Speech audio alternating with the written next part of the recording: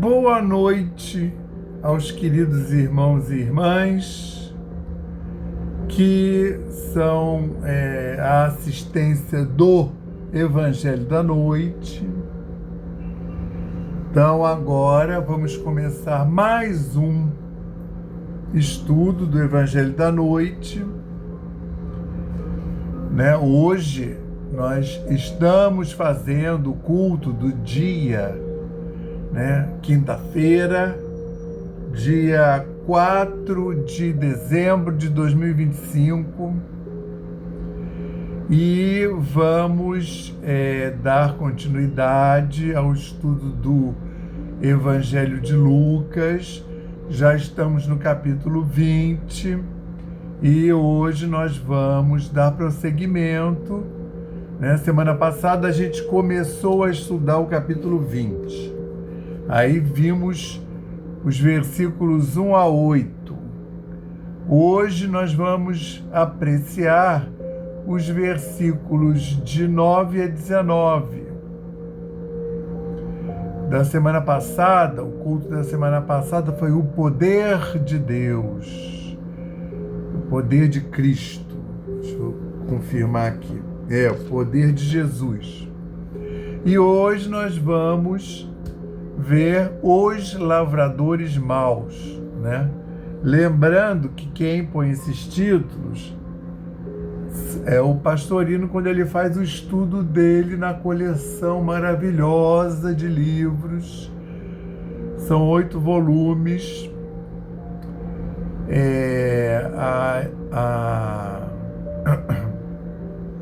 Sabedoria do Evangelho, tá? Tem o 9º volume, mas está todo escrito, manuscrito, e era para ele. Então, você lendo, você não consegue entender muito, tá? Mas eu acho que foi publicado também. E o que acontece é que ficaram faltando só o finalzinho dos evangelhos, entendeu? O último capítulo, mais ou menos, dependendo do evangelho que foi. Ele conseguiu fazer o estudo de quase todo o evangelho de cada um dos evangelistas. Então hoje, por exemplo, essa parte, os lavradores maus, ela é razoavelmente conhecida porque ela tem uma dificuldade de compreensão. E os 3 evangelistas sinóticos, o Mateus, o Marcos e o Lucas, retrataram a passagem e com a mesma estrutura, entendeu?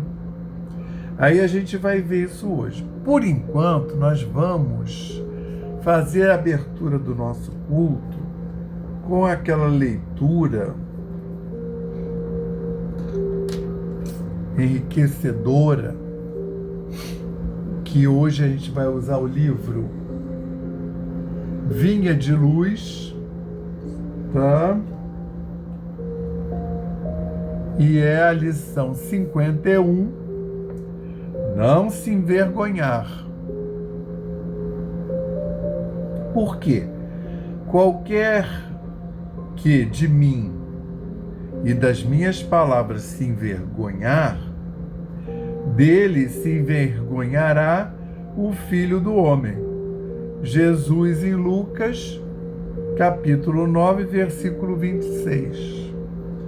Muitos aprendizes existem satisfeitos consigo mesmo. Que está aqui meio rasgado. Consigo mesmo, tão somente em razão de algumas afirmativas quixotescas. Congregam-se em grandes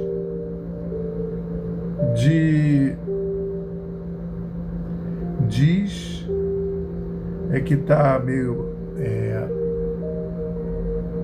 como é que chama, lesado aqui o texto.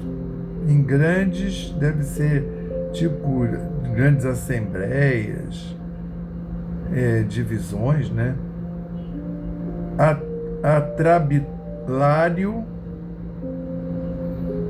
atrabiliários e irascíveis, tentando convencer gregos e troianos relativamente à fé religiosa de quantos interpelados sobre a fúria em que se comprazem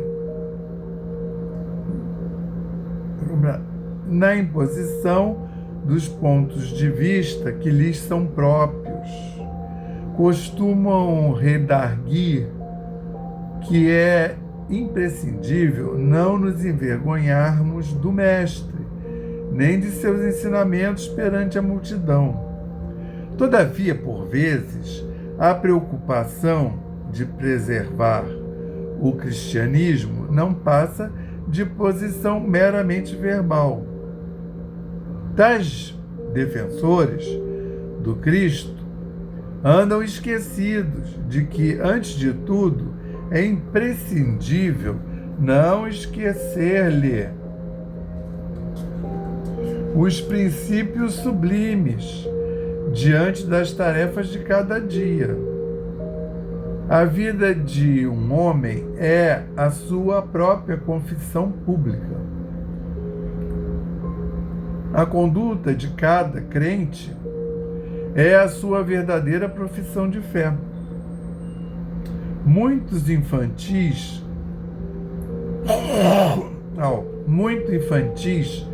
o trovão da voz e a mímica verbalista.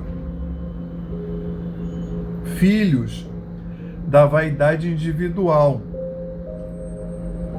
junto de ouvintes incompreensivos e complacentes, com pleno esquecimento dos necessários testemunhos com o Mestre, na oficina de trabalho comum no lar purificador. Torna-se indispensável não se envergonhar o aprendiz de Jesus, não em perlengas calorosas das quais cada contendor regressa mais exasperador.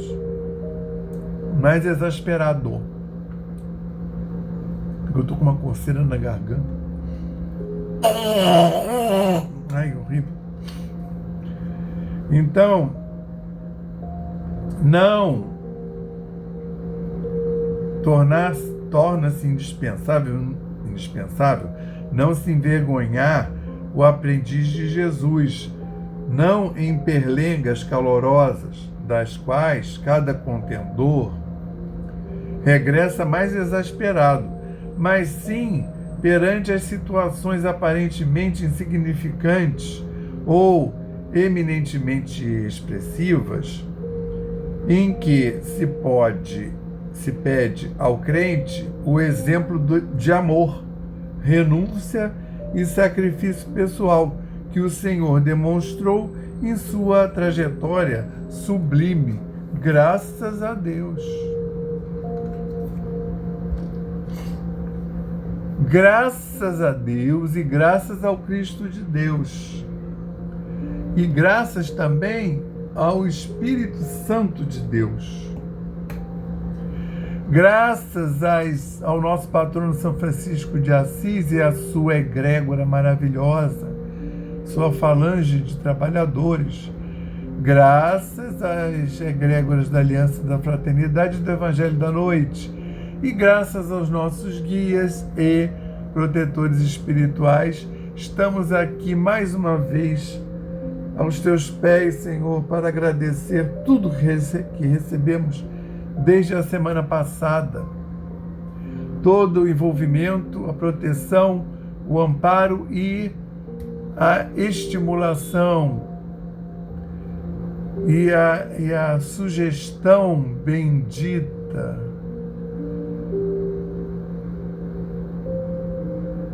Agradecidos pela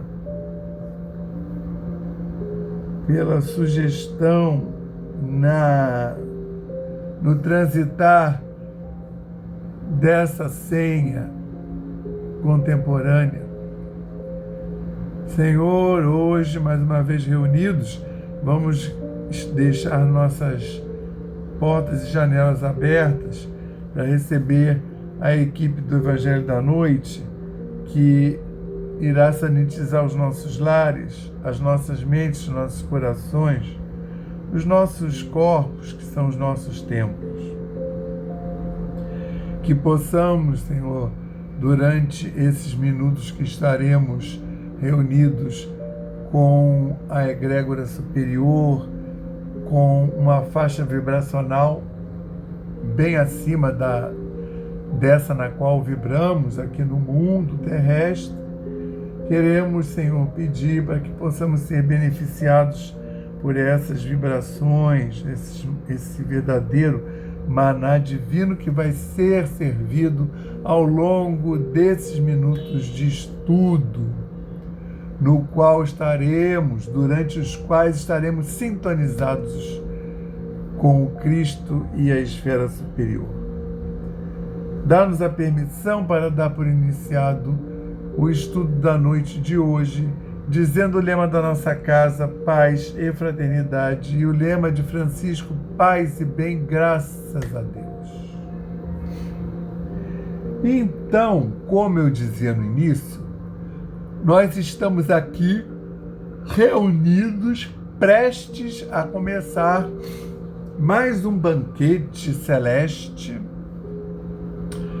e desta feita, apreciando o Evangelho de Lucas, capítulo 20, versículos 9 a 19, que o Pastorino intitulou Os Lavradores Maus.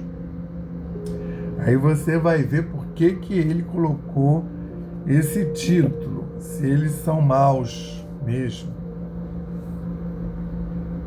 Ou o Pastorino é que carregou nas tintas, né? De repente eles não são tão maus assim.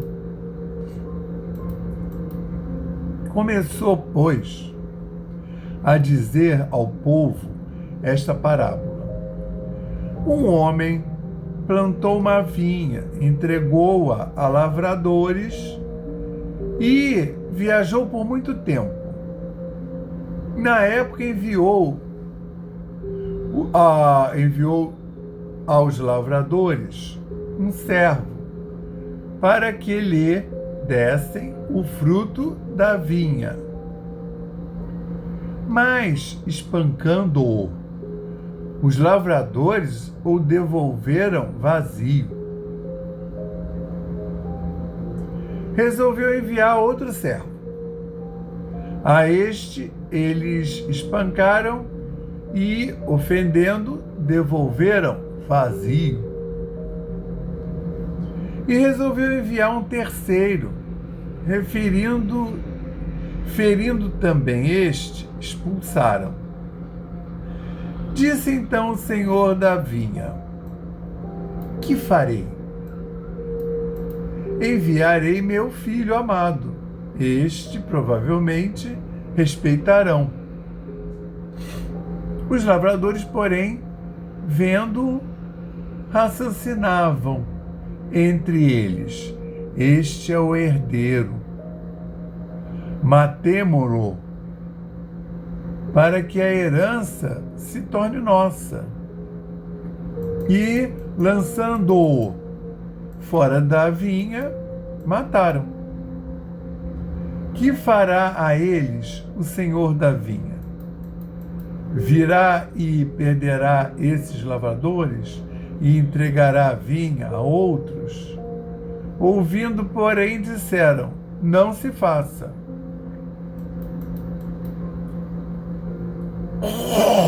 Ele, contudo, olhando-os, disse: que é então este escrito? Uma pedra que os construtores recusaram, essa transformou-se em cabeça de ângulo.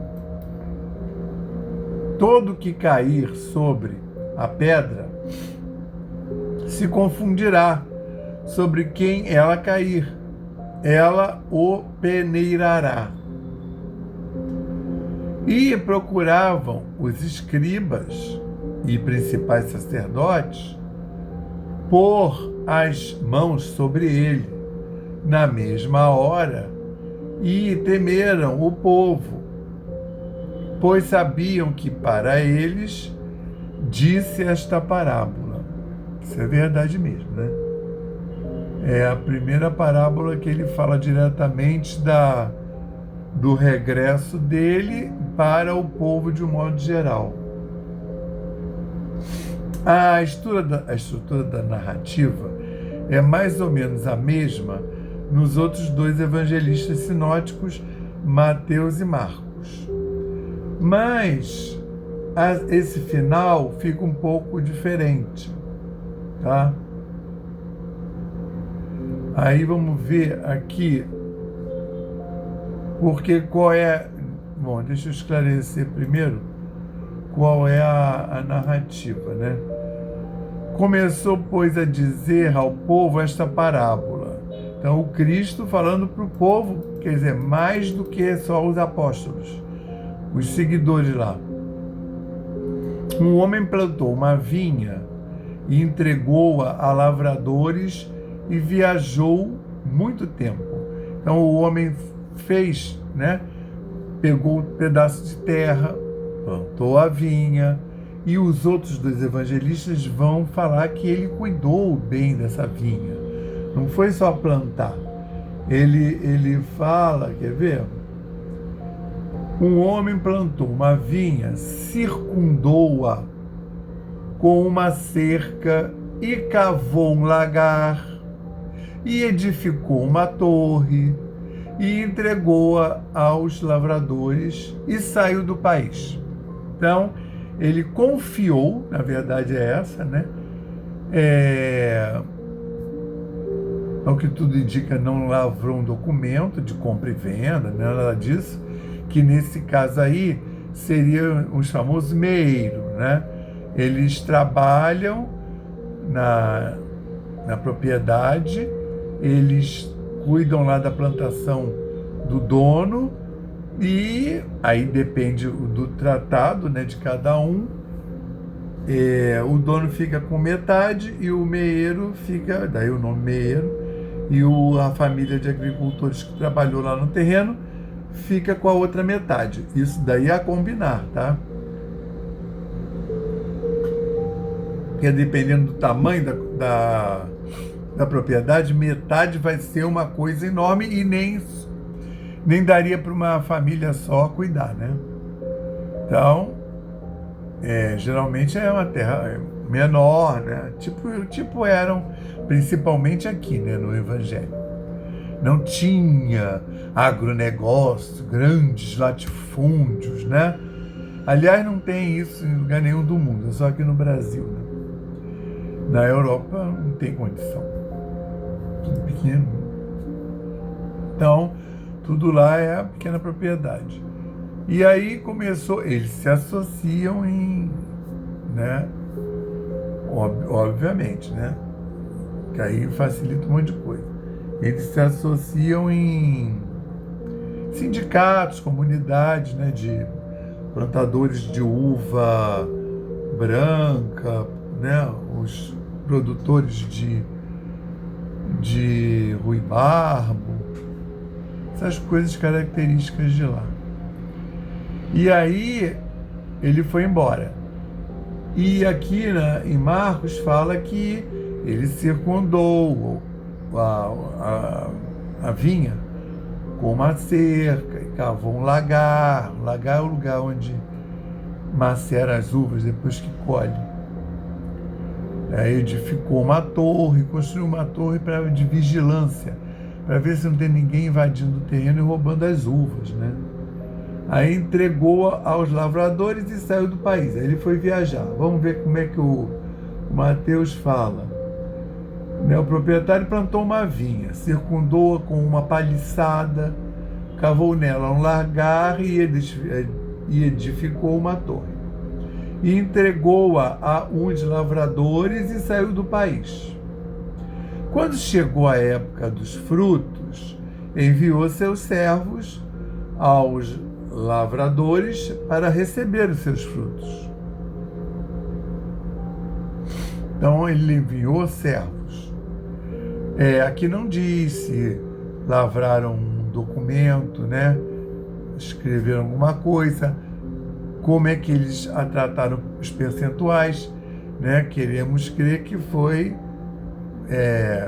como diz o nome, meio, né? Meio a meio. E aí ele, na época que estava da colheita das uvas, ele enviou os servos para pegar a parcela dele, né? Você vê que é um homem que confia, né? É uma época que as pessoas dão a palavra, né? É um homem que confia porque ele não está lá, ele não sabe o que é metade da colheita. Ele não vai saber se eram 50 cestos ou se metade eram 100. Enfim, mas devia ter uma noção, porque a vinha era dele, né? Aí os lavradores, recebendo os servos dele, feriram um, mataram outro, apedrejaram outro. O Mateus já está tratando atacado, porque o Lucas vai, né, dizendo o que faz um por um. De novo enviou outros servos, mais numerosos que antes, e agiram com eles do mesmo modo. O mesmo modo feriram a um, mataram outro e apedrejaram outro. Que era foi a primeira incursão. Por último enviou-lhes seu filho, dizendo: respeitarão meu filho.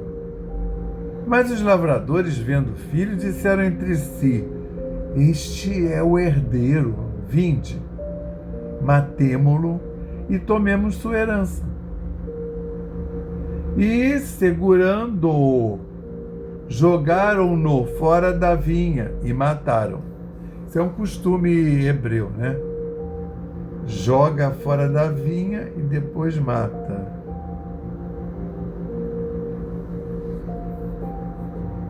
Que no caso jogavam fora da sinagoga e aí já tinha criado uma desavença e o povo lá fora matava. Geralmente apedrejado, né? E tomemos sua vinha. E, segurando-o, jogaram-no fora da vinha e o mataram. Quando, pois, vier o senhor da vinha, que fará aqueles lavradores?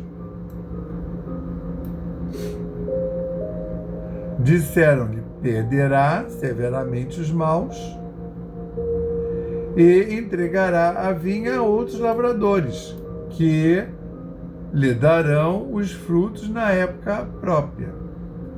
Disse-lhe Jesus: nunca lestes nas Escrituras uma pedra que os construtores reprovaram? Essa se transformou na cabeça de ângulo. Ela foi transformada pelo Senhor e é maravilhosa aos nossos olhos. É uma pergunta. Ela foi transformada pelo Senhor e é maravilhosa aos nossos olhos. E o que cai sobre essa pedra será contundido. Sobre quem ela cair, ela o peneirará. Por isso digo-vos que será tirado de vós o reino de Deus e será dado a um povo que faz os frutos dele. E ouvindo os principais sacerdotes e fariseus as parábolas dele, compreenderam que falou a respeito deles. Entenderam direitinho, né? Que falou a respeito deles, principais do templo, sacerdotes, sumo sacerdote, os fariseus, saduceus e os anciãos. E procurando apoderar-se dele, temeram o povo, porque o considerava profeta. E procurando apoderar-se dele, os para os principais do templo, né? Porque não podia ir o sumo sacerdote, os sacerdotes, que aí ia ficar muito na cara, todo mundo ia reconhecer e o Cristo também. Então eles mandavam, eram os iniciantes, os neófitos, né? Dos saduceus, dos fariseus, do templo, eles mandavam as pessoas, os estudantes, né? Os que não eram conhecidos ainda, inclusive até para fazer pergunta mesmo, para fazer pegadinha para o Cristo. Então, por exemplo, em Marcos, expõe o Marcos depois de Mateus, mas o Marcos escreveu o Evangelho antes. E começou a falar-lhes em parábolas. Um homem plantou uma vinha, circundou-a com uma cerca, e cavou um lagar, e edificou uma torre, e entregou-a aos lavradores, e saiu do país.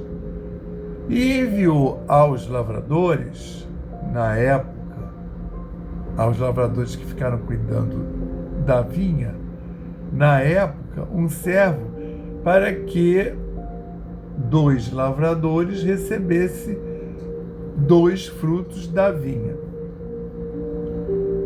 Né? Recebesse a produção, os frutos da vinha. E recebendo, espancaram e o devolveram vazio. Devolveram o servo sem nada. É engraçado essas maneiras de falar do Evangelho. Devolveram e o devolveram vazio. Como se o servo fosse uma cesta, né? E de novo enviou a eles outro servo. E a este feriram a cabeça e ofenderam. Mas isso ainda saiu com vida, tá bom. E enviou outro, a este mataram. E muitos outros, e a uns espancaram, a outros mataram. E ainda tinha um filho amado, enviou-o por último a eles, dizendo: respeitarão meu filho. Respeitarão meu filho. Isso daí é um desejo, né?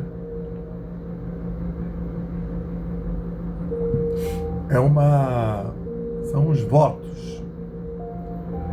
Aqueles lavradores, porém, disseram entre si: este é o herdeiro, vinde, matemo-lo, e nossa será a herança. E recebendo-o, mataram-no e o lançaram fora da vinha. Que fará então?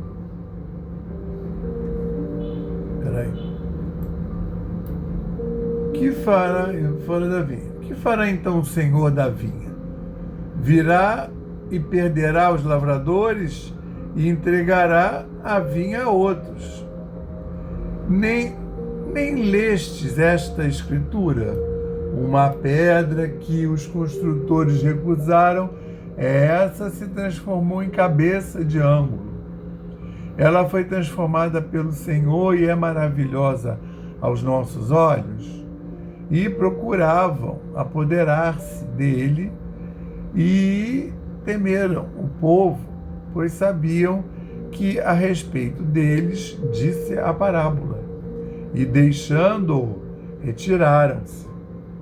Ou seja, essa é uma parábola que ela tem muitos elementos: terra, vinha, lagar, torre, lavradores maus, Senhor. E aí isso tudo dá encobre, né? Do que realmente eles estão falando, mas mesmo para a época eles entenderam qual era a mensagem, tanto é que fala ali em Marcos que eles entenderam que estavam falando deles, né? Por quê? O senhor da vinha, ele tem a terra, ele plantou, cuidou de arranjar as vinhas e plantar as vinhas. e fazer o lagar, onde amassava as uvas para tirar o suco, e a torre para poder ficar fiscalizando a vinha. E depois ele pegou os lavradores e colocou eles lá para tomarem conta das videiras e depois recolher o fruto das videiras. Eu não sei qual foi o trato, parece que era para dar 50% das uvas. Mas tem um lagar lá, podia ser também 50% da produção de vinho. Que não foi o caso, que diz que ele enviou os servos na época que estava produzindo as uvas. E aí, quem é esse senhor, o dono da vinha?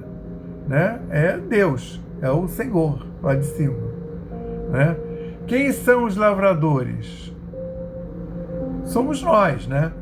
Isso foi escrito para aquele grupo de hebreus, né? Tanto é que são sempre exemplos agrários lá naquela época. E aí, na época que estava florescendo, ele começou a mandar o Senhor, dono da vinha, Deus, começou a mandar os servos lá para pedirem o percentual lá das uvas, que foram os profetas, né? Deus começou a mandar os profetas e o povo começou a fazer o quê? Fazia isso aí, apedrejava, não dava bola e alguns mataram. Na verdade, todos esses profetas do Velho Testamento, se não me engano, morreram nessas circunstâncias, né? De serem ignorados pelo povo. Aí até que o Senhor, dono da vinha, manda o próprio filho. Que é quem? Mandou o próprio filho, mandou Jesus. E, de novo, né? Segurando-o, jogaram-no fora da vinha e o mataram. O filho do dono. E aí termina dizendo o que ele vai fazer, né? O que esse senhor da vinha, o dono, vai fazer, né? Aí vai falar todo. E aí ele lembra que da lição do Velho Testamento, da pedra que foi rejeitada pelos arquitetos e que se tornou a pedra de ângulo na construção lá da sinagoga. No caso era a sinagoga na época, tá? Espera aí que eu vou parar um pouquinho que eu vou espirrar. Continuando, depois do espirro. Então ele está lembrando que não porque a grande expectativa dos que ouviam a parábola esse Senhor vai voltar, vai matar todo mundo e colocar novos agricultores. E, no entanto, ele lembra que a pedra que foi rejeitada é a que virou pedra de ângulo. Então, o que ele está falando? Ele está falando que essas pessoas matar não seria o aprendizado, né? Seria uma ação que lhes restituísse a moral, a ética, né? Então ele fala que não é tão simples assim. Afinal de contas, estamos falando do Novo Testamento. Ele, contudo, olhando-os, disse: que é então este escrito? Uma pedra que os construtores recusaram, essa transformou-se em cabeça de ângulo? Todo o que cair sobre a pedra se contundirá. Sobre quem ela cair, ela o peneirará, né? A pedra grande esmagaria o cara. E procuraram os escribas e os principais sacerdotes pôr as mãos sobre ele na mesma hora. E temeram o povo, pois sabiam que para eles, do povo, disse esta parábola. Então, o que acontece? Ele dá uma visão do que ia acontecer com ele, filho do homem, né? Filho de Deus, e ele, ao mesmo tempo, dá aquela outra final não óbvio, que não é olho por olho, dente por dente. A reparação, ela é feita de forma pedagógica, educacional, né? É claro que isso é uma parábola, né? Que os caras mataram o filho dele, é difícil para a gente achar que o dono da vinha ia relevar e ia arrumar, ia continuar trabalhando com os mesmos. Mas isso assinala para a reencarnação, né? Que nós hoje somos os mesmos, desde lá da época de Jesus, nós viemos ao longo do tempo reencarnando e estamos sempre aí voltando e errando e tendo outra chance. Então agora nós vamos passar para nosso passe, não é? Quando então vocês vão se colocar de forma confortável e seguir esses mantras que eu vou ler.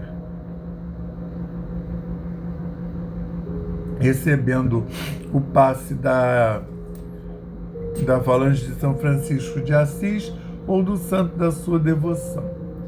Elevemos mais uma vez os nossos pensamentos ao Pai e confiemos. Nós pedimos ao Cristo para que possam os nossos amigos espirituais, juntamente com os protetores de cada um aqui presente, realizar através deste passe fluídico-terápico o tratamento particularizado de acordo com as necessidades que cada um apresenta.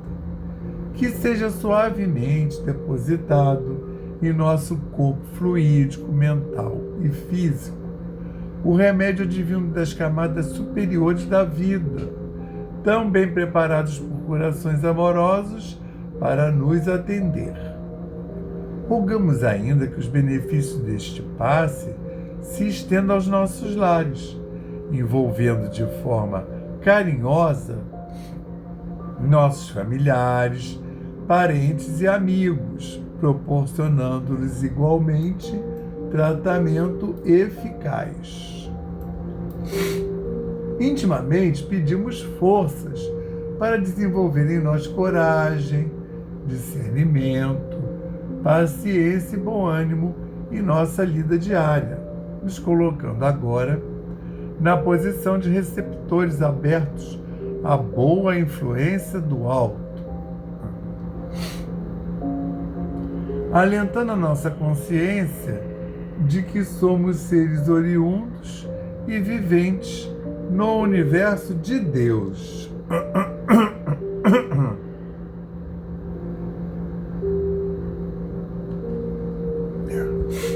Agradecemos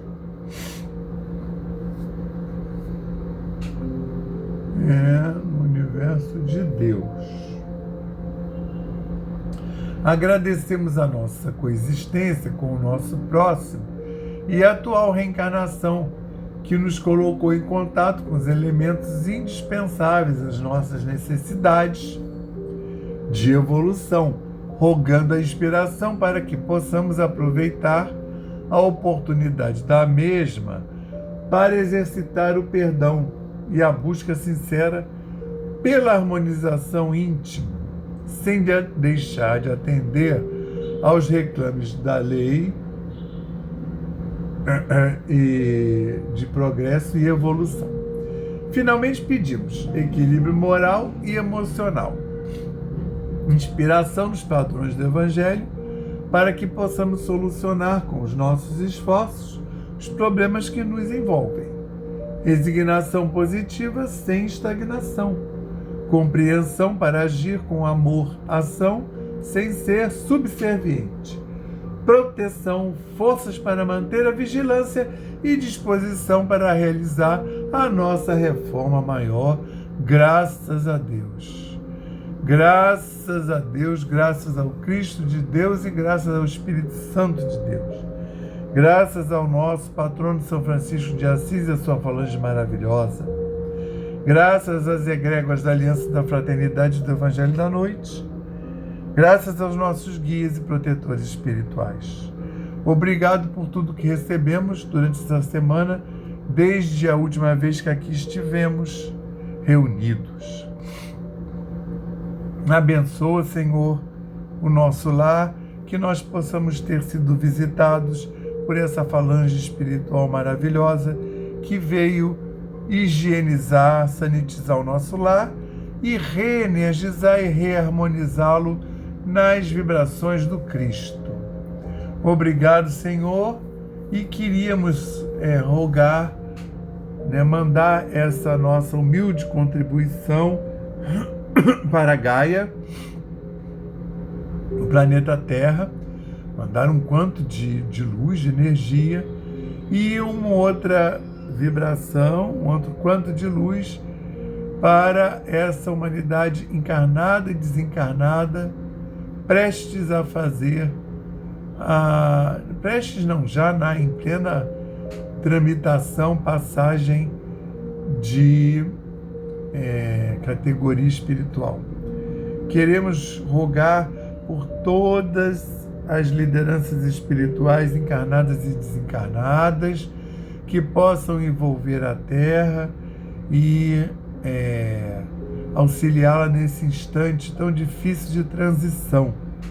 Assim como queremos também, Senhor, pedir a abundante proteção, envolvimento e inspiração de todos os líderes materiais, quer eles sejam políticos ou econômicos, os prefeitos, governadores, presidentes de países, os que estão à frente de órgãos e mecanismos internacionais e aqueles outros que têm muito dinheiro, então têm grande massa de matéria sobre a sua responsabilidade. Que Deus possa envolvê-los e abraçá-los. Vamos fazer agora 30 segundos de silêncio, quando então colocaremos as nossas demandas e as nossas intenções, inclusive por terceiros.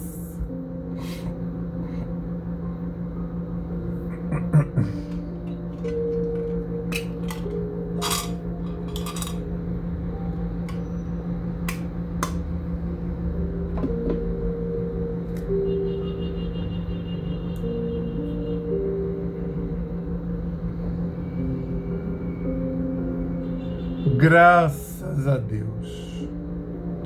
Ao final de mais esse culto, Senhor, só temos a agradecer por esses minutos passados em contato com essa espiritualidade superior e pedir a permissão para dar por encerrado o culto da noite de hoje, dizendo o lema da nossa casa, paz e fraternidade, e o lema de Francisco, paz e bem.